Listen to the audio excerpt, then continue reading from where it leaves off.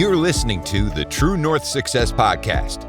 Real stories of personal, professional, and financial wins from Alberta's best. With your hosts, Gary Ma and Amy Kim. Hey everybody, welcome to the show. Today my special guest is Dr. Erin Perry. She is an accomplished dentist and entrepreneur currently serving as the owner of Popular Dental in Calgary. Her professional journey is fueled by a deep fascination with oral health science and a dedication to precision. Dr. Perry earned her Doctor of Dental Surgery from the University of Toronto and holds a master's degree in biomedical technology from the University of Calgary. Her career reflects a unique blend of scientific research and clinical practice, including previous experience as an intellectual property intern in genetics. Dr. Perry is passionate about helping patients achieve their oral health goals through personalized care, finding her greatest inspiration in the positive impact a confident smile can have on an individual's self-esteem. It is my pleasure to have Dr. Erin Perry on the show today. Welcome to the show. Thank you. So Dr. Perry, I gave a quick overview of your success, but can you fill in the details of what you do, who you serve, and how long you've been doing this for? Absolutely. Obviously, the core of what I do is dentistry. I own 2 clinics currently, and we serve basically the population of Calgary. So we don't turn patients down. We see a wide variety of patients. We do accept all the low-income programs. So we see all sorts of patients. We accept the Alberta, the ADSC, as well as the Canadian Dental Care Plan. And what got me into dentistry, it's been a long road, to be honest. Dentistry sparked my interest in high school, I would say. I was always interested in science, especially biology, which brought me to considering medicine as well as dentistry. My mother was a radiologist, so I got a lot of exposure to medicine through her. And I shadowed a bunch of dentists in high school and in university, and watching what they did, watching the smiles that they were able to create, really sparked my interest in dentistry. So from that point, I decided that was the career path that I wanted. Right. So you're able to, like, your experience seeing all these patients come out with great smiles, and you wanted to be able to give that to other patients. Absolutely. Yes. Really, it was one experience when I was shadowing one of my mentors, I believe, Shep Sector, and he did a anterior case. And when the patient first saw their smile right after he put those crowns and veneers in, their excitement, the tears, it just truly changed their life. So that was kind of a point that really made me decide that that's what I wanted to do. Right. Well, that's a fantastic story. Well, like what kind of sets you apart from the competition? Like, what comes easy to you that others find challenging? What comes easy to me, I would say, is I'm naturally empathetic. I am able to listen to patients and stay calm when I can sense their anxiety is rising. A lot of people are very anxious, very apprehensive when they come to the dentist. And I'm able to kind of sense that anxiety and try to work with them and figure out what I can do to reduce that. That also helps me with my staff as well. If they're feeling anxious or seem off, I can have a conversation with them and help them as well. Right. I mean, that's quite a unique skill to really be able to sense that and then help people, calm people down. Like that's pretty rare from what I've seen. Yes, yes. Also, what sets Poplar apart is we try and do everything just a little bit different. I found when I was working as an associate, a lot of the clinics were kind of cookie cutter, and they all did the same thing. They called it drill and fill dentistry. They got patients in and out, and patients were more of a number. And I really wanted to create something where we had very personalized care, treated Right. each person as an individual, get to know the patients. All of our staff know the patients, the doctors know them, and we know what their values are, what are is important to them, and to treat each patient differently. So it's not a one size fits all. Um, Right. Also, I strive to be very collaborative with my patients. So I like to work with them to figure out what we're going to do to best serve them. So it sounds like it's really building a relationship with the patient. Yes. Yes, exactly. Yeah, and then being able to fulfill what they need together. I mean, Mhm. sometimes budgets are tight and things like that. So you work together to create a solution. Yeah, exactly. And again, it starts with a treatment plan. So, not everyone will get the same treatment plan depending on kind of what is important to them.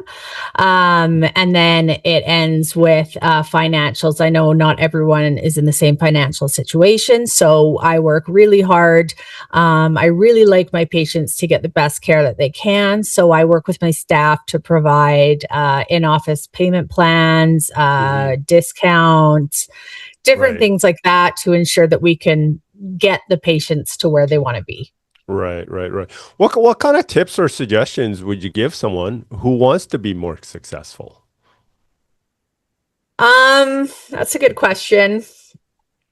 I would just say basically do your research. It starts with talking to your patients. It depends, if you already have a business. I think Hmm. talk to the patients you currently have, see what they like, what makes them loyal, what makes them stick, and kind of execute on that. Also believe in yourself.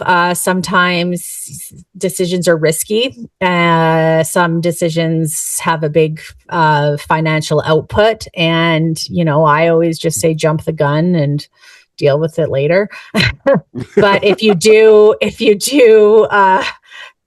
truly believe that it's something that can better serve your patients and better serve your business, I'm big into reinvesting any money that I have back into the business. I'm still early on. My first clinic started 6 years ago, so I still have a Right. ways to go. So Yeah. I just keep reinvesting because I think providing more technology, better care is Hmm. going to just boost your business. Right. So I mean, based on that, like, what's one of the biggest challenges that you've had to overcome in your career, and how were you able to turn that into a positive? Like, you've gone, 6 years and created two clinics. There must have been some pretty big challenges through there. Absolutely. I mean, the biggest challenge was from day one how to set up a dental clinic. Like, Okay. that was number Right. one. I They did don't teach you that in dental school. no, no. I mean, I did absolutely everything. Luckily, yeah, my girlfriend found me a space. But then, it's the equipment. How do you get the equipment? So just straight up doing the business, and it's the standards of practice and all that stuff. So that was all a challenge. After I got that figured out, I would say ongoing, my biggest challenge is HR. Hmm. Hands down. I am not a very confrontational person. I am a bit of a people pleaser. So I don't like having those hard conversations. And it very much stresses me out when there's conflict between staff and in the office. And I'm also extremely sensitive. So just feeling that vibe of negativity or stressed or angst in the office throws my whole day off, can throw my week off. I have 3 kids at home. So, I go home and I have another job, but I'm not able to kind of separate the two. So when there's a lot of difficult stuff going on at work, I find it kind of takes over my life. So that hands down is my biggest challenge. Just a couple other quick things is, competition is challenging. And difficult patients are challenging. But I will say with the HR aspect, I do have a great team. My brother has been my office manager. He's been with me since day one. And I have some other really, really fabulous team members that have helped me navigate this. And so I lean on them to help me kind of make these decisions, figure out how we're going to get through the tough times. So again, it's just leaning on my team. Right. So, I mean, you've probably had to grow quite a bit, from when you first started, in terms of personal growth in business and learning how to do things. And that must have been, I mean, exciting and scary at the same time. Oh, absolutely. Yes. Yeah, it's been a long road and a lot of risk has been taken. Again, I'm lucky that I have a husband who has supported me through all this. I wouldn't be able to take the risk of starting on a practice. If you purchase a practice, you already have income coming in. By starting it out, I knew I wouldn't be bringing in income for years. So a lot of risk, a lot of instability, and the instability was easier when I had no children. But now with the children, it takes a little bit more of a mental toll. So it's been stressful. But again, I just find I believe in myself and my ideas, and I just keep going. And Yeah. So, I mean, like as a busy healthcare professional, a lot of time is spent running your active business. When looking towards the future, when you don't want to be working so hard for creating that income, have you, I guess, are there things like, some people look at investing in stocks, bonds, crypto, and or using a financial planner? What are your thoughts about ways of creating income outside of your work and active business? Um, so I do leave kind of the investments to my husband. He works in finance. So I leave that part to him. My focus really is the business. However, we do any extra income that we do have, we invest with our portfolio manager, who's actually my brother, Chris Perry, who works at Kinstead. And he has, since we've started investing with him, he's done a fantastic job. And we've actually made quite a bit of money through that. So I would honestly, I don't have the time, I don't have the energy. So any extra cash that we have, we just give it to him and see what he does with it. And any extra money that I have in the business, what I've been doing is reinvesting into the business. And I don't have a ton of advice on specific stocks or anything like that. That's not my MO. Right. Yeah. So, but it's good to think ahead and create some sort of financial plan. Yes. And because I think maybe a lot of people don't think that far ahead, and don't put that money aside for the future. It sounds like things are going well for you. As we're wrapping up our interview, what kind of exciting plans do you have in the next 6 to 12 months? Actually a lot of exciting things going on. We're actually opening a third clinic. Okay. Yeah, I know. That is exciting. I know that it kind of came out. So anyways, it's up in Sage Hill and we're working on, we're just about to break ground on that next month. So it should be opening in August. And I'm really excited about this clinic because I've learned so much from my first two, and working at them, I know kind of what's working, what's not working. And I'm able with this third one to implement all of these ideas that I constantly have about patient care. So we're looking to do even more personalized care with things like hygiene cards, which will have at-home personalized oral care plans for each patient. So we'll basically give this to them. And then we also offer all of the products. We've been doing a ton of product research on which products work for which certain types of oral health conditions. So we're starting to implement all of this with our new clinic in Sage, and then we'll be bringing all of this stuff to our other 2 clinics. So we're implementing a bunch of new things. We're going to introduce it all at once in August. The other thing too is we just got it's called the Solea laser. It's a new piece of technology, which I'm super excited about. I just did my first treatment this week, and basically we're able to do dentistry without freezing. So no needles involved. Yeah, it's amazing.